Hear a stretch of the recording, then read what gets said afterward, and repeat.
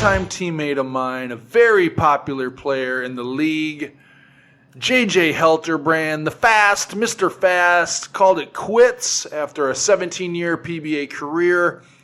So I want to congratulate him. I sent him a congratulation text.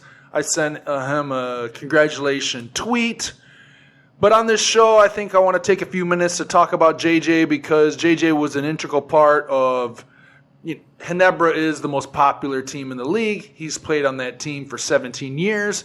He's an alumnus of this podcast. Jayjay was a former MVP, a staple of Ginebra over the past 17 years. Him and the tandem of Mark Ginebra they were labeled the Fast and the Furious. We all remember those days. I was there to witness the prime of the Fast and the Furious. And, he's just a great player, a great personality. And he was very dynamic in the sense where he had the three-point shot, he had the pull-up jumper, and he could go all the way to the hole. He was great at leading the fast break. And he was also a good passer. So he had it all. He was an integral part of my career. I always said that in our primes, Mark was a constant. I always took a lot of pride in being a consistent player myself. So Mark and I, especially early, were always the constants. You could count on us to be consistent and to play our game. Now, when we really came into contention and started winning titles is when Jayjay emerged. When Jayjay got comfortable playing the point guard position. And when Jayjay played well, we played well.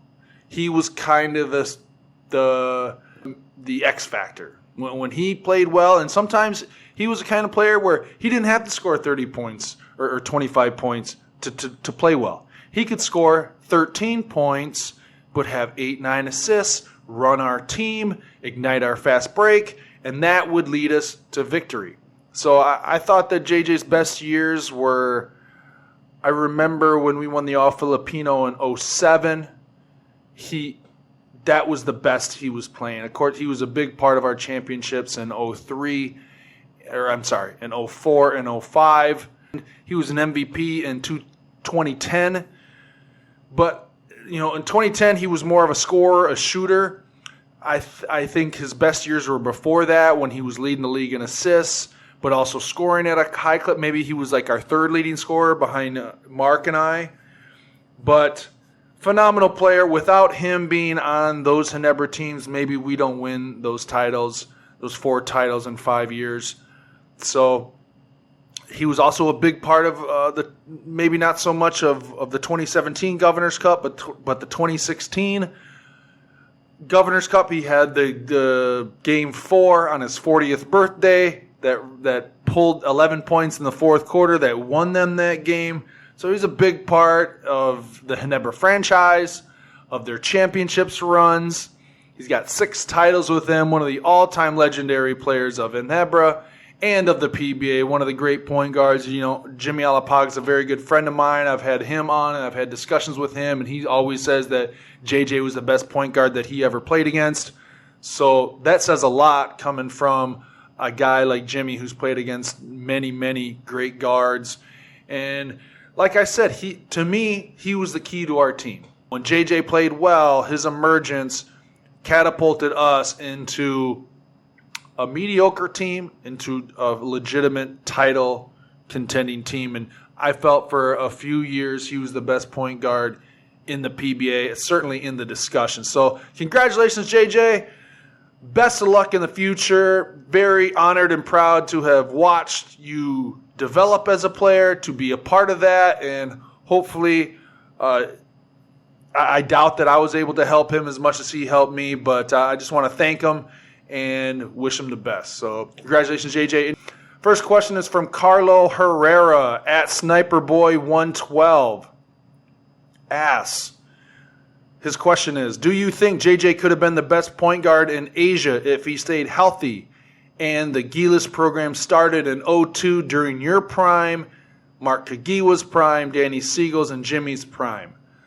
Great question. Thank you for the question. My answer is JJ certainly had the potential. He was every bit as good as Jimmy Alapag in 2007.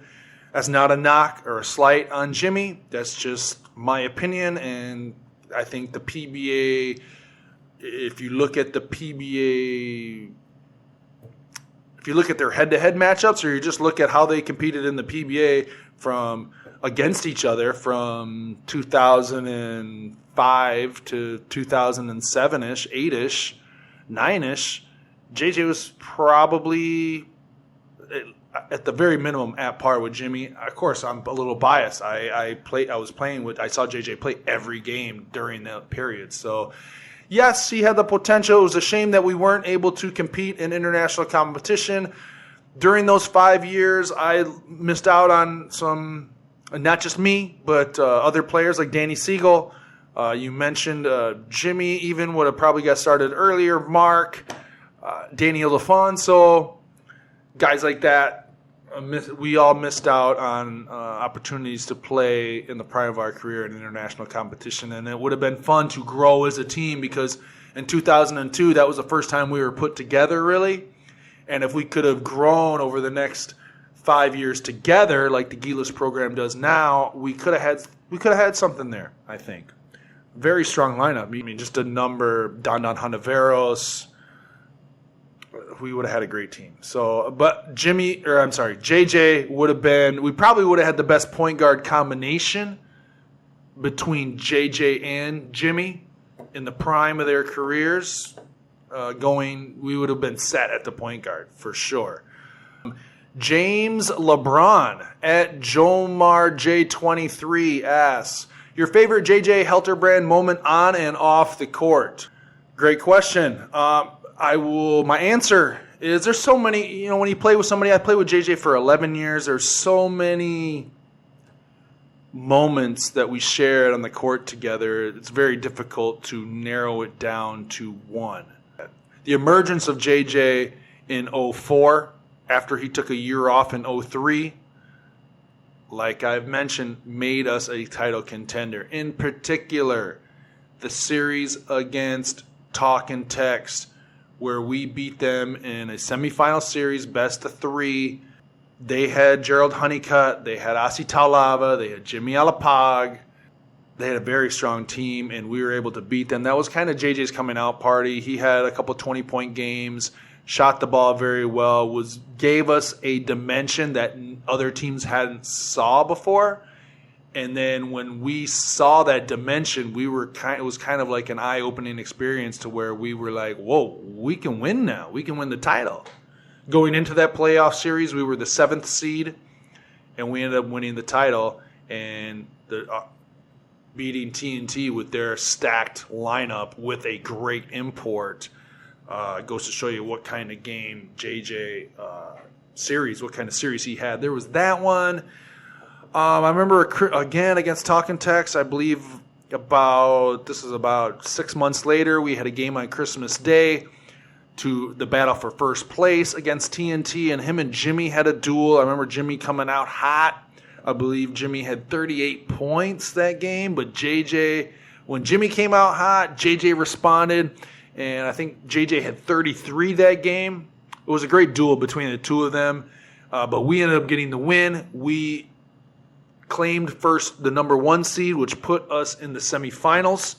So that was a great moment. I mean, the whole Fast and the Furious experience was a special one. There was the time he hit the game-winning free throws in Game 6 against San Miguel to win us that championship. So a lot of moments. The semifinal series when we won the All-Filipino against TNT again.